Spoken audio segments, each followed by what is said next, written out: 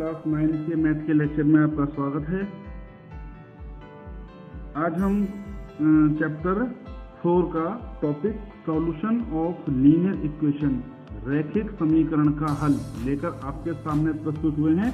तो आज के लेक्चर में हम सीखेंगे कि किस तरीके से एक लीनियर इक्वेशन का सॉल्यूशन फाइंड आउट किया जाता है, कैसे उसका हल निकाला जाता है।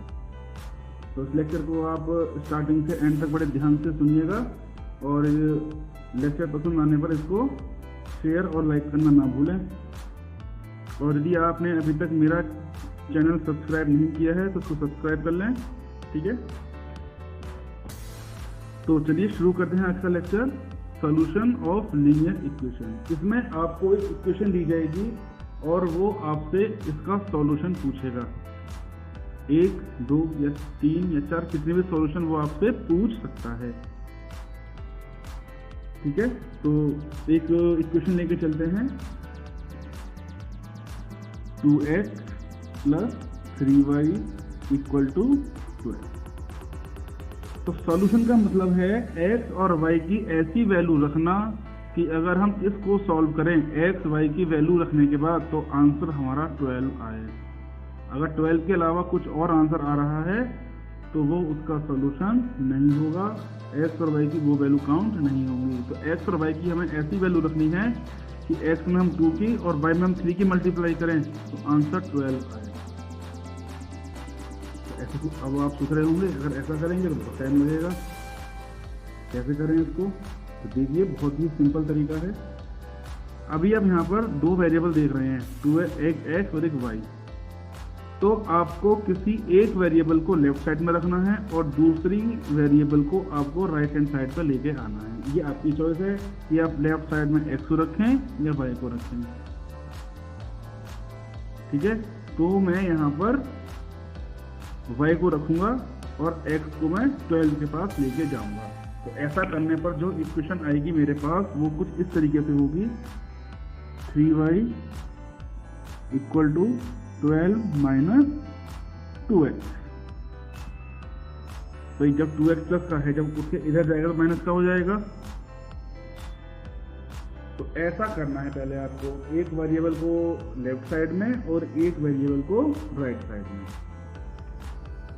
अब देखिए जाइए, अब यहां से मैं निकालता हूं y की वैल्यू कितनी आएगी, 12 - 2x/3। तो आप इसको नहीं, इसको बॉक्स के अंदर बंद करिएगा। अब देखते हैं कैसे निकलेंगे। अब मुझे सपोज करिए इसके 4 सॉल्यूशन निकालने हैं। तो हो सकता है कि पेपर में आपसे 5 पूछे, 6 पूछे। तो जो स्टेप फर्स्ट का होगा वही सेकंड का, वही थर्ड का, वही फोर्थ का, वही 5th सॉल्यूशन का, वही 6th सॉल्यूशन का। तो कितने भी आप इसको निकाल सकते हैं अप टू इनफिनिटी। तो सॉल्यूशंस की जो संख्या होगी, क्वांटिटी होगी, वो अनलिमिटेड होगी, इनफाइनाइट होगी। ऐसा नहीं है कि एक पर्टिकुलर वैल्यू को रखने के बाद आपका आंसर आना बंद हो जाए। जितनी वैल्यू आप रखेंगे उतने ही आपको सॉल्यूशन डिफरेंट मिलेंगे, x और y के डिफरेंट वैल्यू मिलेगी। तो चलिए, तो सॉल्यूशन निकालने के लिए आपको बनानी होगी एक टेबल कुछ इस तरीके से। तो मैं यहाँ पर इसके 4 सॉल्यूशन निकाल रहा हूँ। ऊपर लिख देंगे x और नीचे लिख देंगे y। और मैंने इसके किए 4 लोग, पहला सॉल्यूशन, दूसरा सॉल्यूशन, तीसरा और चौथा। अब मैंने यहाँ पर x की वैल्यू को 0 रखा। ये आपके ऊपर है, आप x की वैल्यू क्या रखना चाहें। तो जो x की वैल्यू आप पुट करेंगे उसी के रेस्पेक्ट में आपको y की वैल्यू मिलेगी। तो मैंने यहाँ पर x रखा 0। चलिए जी, x मैंने रखा 0, तो y की वैल्यू क्या निकलेगी वो पता पड़ेगा यहाँ से। अब देखिए 12 माइनस x की वैल्यू हमने 0 रखी है, तो 2 × 0 0 हो गया अपॉन 3। तो 12 - 0 12/3, 12 कट गया 3 से 4 टाइम्स, तो y की वैल्यू है 4। एक सॉल्यूशन आपको ये मिल गया 0,4। चलिए,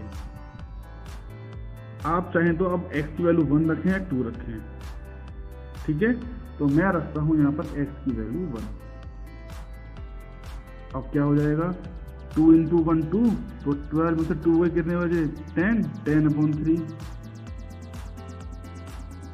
तो अगर आप x की वैल्यू को 1 रखेंगे तो आपको y की वैल्यू 10/3 रखनी है, जिससे कि आंसर 12 आए।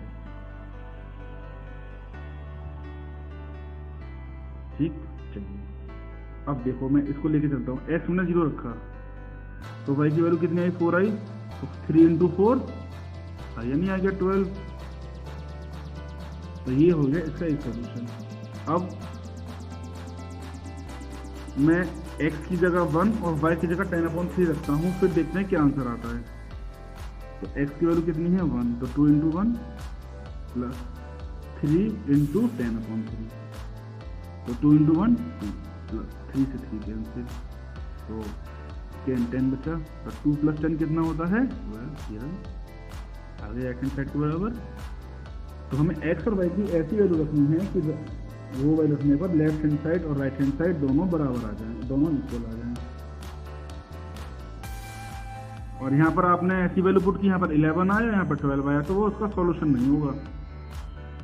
सॉल्यूशन जब ही होगा जब दोनों साइड इक्वल निकल के आए। चलिए आगे चलते हैं। अब मैं यहाँ पर x की वैल्यू 3 रख रहा हूँ। तो जरूरी नहीं है कि आप 2 ही रखें, 3 भी रख सकते हैं, आप 5 भी रख सकते हैं, कुछ भी रख सकते हैं, माइनस में भी रख सकते हैं।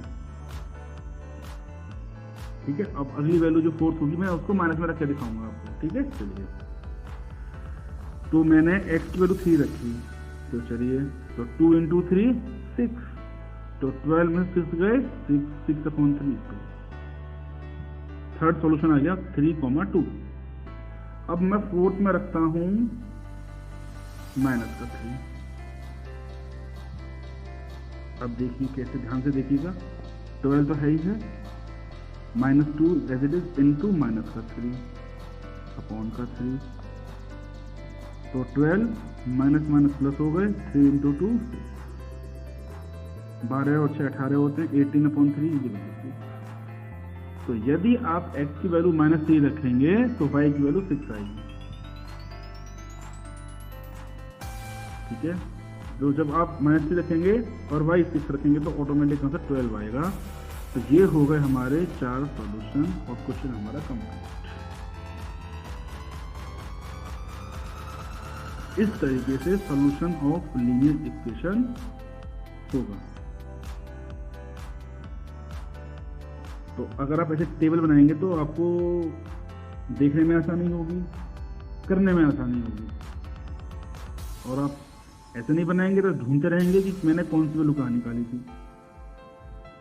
तो उम्मीद करता हूँ कि आपको लेक्चर अच्छे से समझ में आया होगा। अगले लेक्चर में मैं एक्सरसाइज 4.2 का सॉल्यूशन करेंगे। तो नेक्स्ट लेक्चर में आपसे फिर मुलाकात होगी। Till then good bye.